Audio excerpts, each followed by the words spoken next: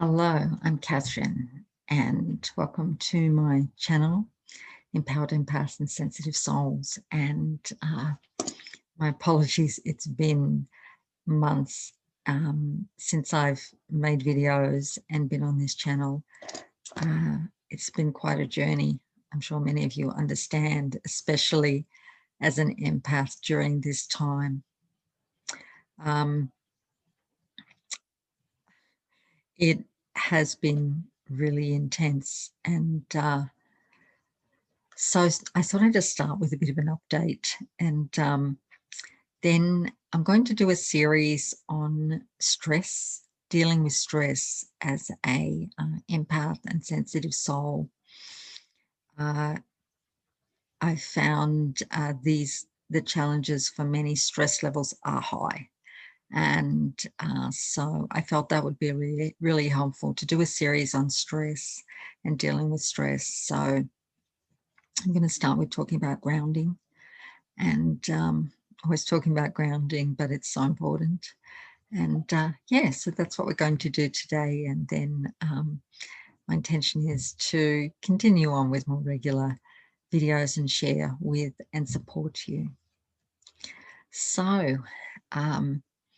yeah, I began this channel with the intention to share my travels and to be traveling as a sensitive person and sharing about that with you. And then, of course, 2020, I live in the Blue Mountains. First, we had the fires, bushfires, massive bushfires, unprecedented, very stressful. And, that was fairly too close to where I was living, though not immediately dangerous, but close. And that was quite shocking.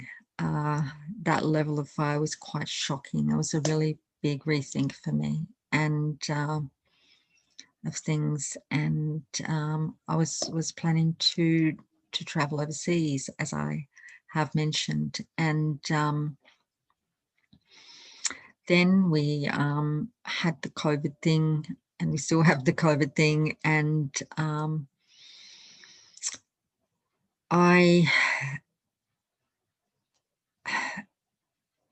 life changed. It changed in a big way. And I found myself going through a deep reassessment of everything.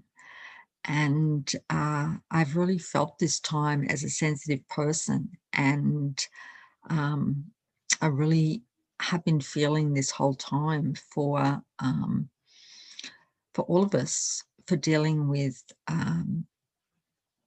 the challenges of this time, and for especially for the sensitive people and the empaths who are my community, how we navigate times such as this, when collectively there's so much fear, there's so much despair and depression, and such heavy energies. And there's times when I've just found that so challenging and had to do so much healing work. And really, my perspective is that first is that you fill yourself up and give from that. So during this time, I've been filling myself up and giving from the overflow. And, still seeing some clients. My main channel and work is Inner Light Sanctum, and I have been still showing up for that and writing and making videos at times, and that's all I could do. And that was as much as I could hold, that community, and share with that, and work with some of my clients. And and it's just now that I feel I'm starting to feel stronger, that I feel I have so much to share, and really wanting to hold and support my this community of sensitive souls and empaths through this time. And so yeah, that's probably enough of an update. I could go on and on about what it's been like, and and there are things we can continue to explore in future videos, it's probably better to have videos that are not too long. I love to chat on, but I think shorter videos can be, great for people. I know myself, I often prefer just a 10-minute video to listen to than great long videos. So, at times I enjoy the long ones too. So see how we go with keeping the videos a bit shorter. So I wanted to talk about stress and managing stress. There's times when I've been finding that really, really hard, when my body's literally been just almost shaking with so much stress. And this is from all the things that I feel and deal with as a sensitive person energetically. And so, there's many things that I found helpful with that. And when I do those things, and they work. And so I wanted to share from my challenges, share from my, quite honestly, pain and challenge during this time. And, and the joys that I found too, the positives, and they're there too, and the blessings. And so starting with talking about grounding, that's the first thing. And, grounding is the first thing in a way to start with stress. And so really important if you're feeling stressed. And, I think stress is an increased factor for many. There's many more stresses. There's loss of jobs for people. There's, business challenges for those who have their own business, huge business challenges for many. And there's, so many people, the media constantly pouring out fear provoking statements and statistics, and really that creates stress, a lot of stress for people. And concern about family members that you may not be able to see as easily, and friends, and so much things that are stressful. And for some people, being in lockdowns is stressful, not being able to have usual routines to go out, so many more stresses. And so grounding, let's start with grounding. So grounding is really important. Grounding is what really brings you into your body and what really brings you present in the moment. And for sensitive people, for empaths, we can tend to go out of our body with stress and with trauma. We can tend to just leave and not feel things, not be present in the body as a way of coping. It's a lot to deal with. I find at times all the information from myself and others from the world, it's a lot. And so the grounding helps. It helps a lot to help to release and balance that energy, the stress, and build up of energies and nervous energies and whatever's negative energies, whatever's built up in your field. It's the grounding that's your first go-to. So what are some grounding practices?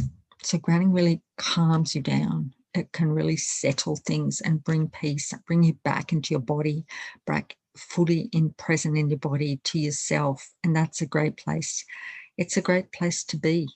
It works to be present in your body, even if you're not used to that, and, not used to being really present in the body. It can be, I know I lived quite a bit of my life somewhat out of the body. And sense people often don't realize they're actually not really in their body. So grounding will bring you back in your body as you start to practice the grounding, things that ground. So what grounds? Being outside, sitting on the earth, walking on the earth, especially without shoes on, walking in nature grounds, just walking, physical exercise grounds. So these are all things that, in my opinion, you want to include in your day, grounding activities. and it will reduce the stress. It'll help to feel more peaceful. It'll help to sleep better. It'll help to breathe better and feel calmer. Really important during this time, and you'll manage things better. You'll make better choices when you're grounded. So doing any physical activities is grounding. Cooking is grounding.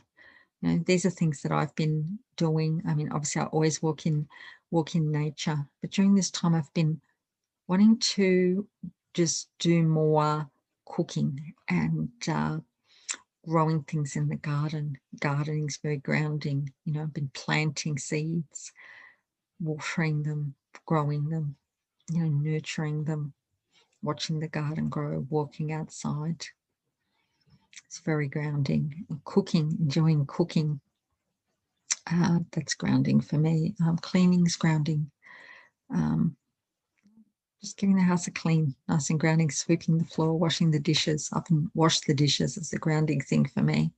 I actually like washing the dishes. So, and mindfulness, mindful meditation. This is one of the things I found most grounding through this time. I can move away from it and then I come back to it and back to the practice of the mindfulness meditation, of really sitting in presence, sitting, breathing, focusing on the breath, focusing on the sensations in the body and just being present to that. It's so grounding. Mindfulness meditation I found is one of the most grounding things, because even when we're doing the other things, physical things, and gardening, walking, washing the dishes, if we're not really fully present in the body, it's less grounding, right? So it's the mindfulness I find that is really a big support for me during this time. And I've really come back to the mindfulness practice again, morning and evening. And because it supports me so much, the stress for me will have periods of going up and down, periods when I'm managing it better, periods when I'm not. And just recently it's been very intense, and I felt that, and needed to really bring in the practices more grounding. The mindfulness has been one of the biggest supports for me. I find when I'm doing the mindfulness meditation, a lot of stress just goes from my body. I feel calmer. I feel more present in my body. I can actually, it teaches me to better handle all the sensations and things that I feel in my body, and to just be present to that without letting that upset me, or be with that and not judging that, and just accept that and be present to that. Also the emotions. I found at times during this period a lot going on, that my emotions can be more intensified, and with the mindfulness it can really help to just breathe and calm down and just come into a more centered space, not a reactive space, not just I can still feel things obviously and have all those emotions, but they're a bit more quiet down, and I can just have more clarity and balance. So it's been very intense. It's been very intense emotionally for a lot of people too. People may go through times of feeling fear or anger, depression, despair, all these things, and worry. And the meditation, the mindful meditation, really being present in your body, it'd be one of the things I would most recommend. So even on YouTube, you can find meditations, good mindfulness meditations. John Kabat-Zinn, if I've said that correctly, is the founder of mindfulness, body stress reduction, and MBSR, and he has videos on YouTube and books. So I would recommend his work. And yeah, so grounding, really, really important. And, finding I think it's about enjoying the ways we ground too. I've started dancing again, and that's really grounding for me. It's good for my body and it's grounding. So, you know, and drinking warm drinks and spicy food is somehow grounding for me too. Often when I'm stressed and finding things difficult, you know, like a chai tea or you know, the spices in my food is grounding for me. It really brings me to that enjoyment of the taste and the sensations, and you know, enjoying the pleasure in food and in life is grounding itself too. That just wholesome, if you like, pleasure in life, good enjoyment of you know, of a really nice home cooked cake, or you know, a nice soup. That's really helps to just ground you in your body. Speaking to a friend can be grounding. You know, if you've got a lot going on, you know, finding someone you can speak to and share with is grounding. As rather than keeping all that inside. Tea with a friend can be very grounding. So I think they're the main things that I can think about to suggest for grounding. Yeah. Sending roots, you know, and grounding cords are good. I've been sending roots down. That's a good grounding practice. Imagining that you have roots going right down into the earth and sending those down. And you can release any. Actually, I have some more suggestions as I start speaking. That's how my gifts work. I start um, getting more ideas of grounding that I'd not thought of yet. So yeah, I often do that, sending the roots. Imagine I've got roots coming out of my feet, center of my feet, and just sending those down into the earth, right down to the earth, sending out any negative energies and toxins down into the earth and letting Mother Earth repurpose those. I'll do this in the morning before I meditate, or sometimes before I go to bed, and just really releasing that down to the earth and feeling those roots really ground deep into the earth and be held by Mother Earth, very grounding. And then just drawing the roots back up when I've finished. And also crystals. I've been working with crystals a lot that are very grounding. I've particularly been working with black obsidian for grounding. Black tourmaline, these grounding stones. I've been carrying black obsidian around in my pocket as a grounding stone. That's been really, really helpful. I feel really, you know, grounded, even though so much going on. At times I have been so stressed, but generally I'm grounded and I'm good. And sometimes I just need, if there's really a lot, the stress factors go up. I'm just needing to tweak it a bit to find what's really going to ground me and balance. So yeah, the crystals have been helping me a lot. The black obsidian in particular, I've been carrying that around. It's been my grounding stone. Ginger's a good drink that's nice and grounding. Some grounding herbs. You know, I've been drinking ginger tea. That's very grounding for me. That helps with grounding too.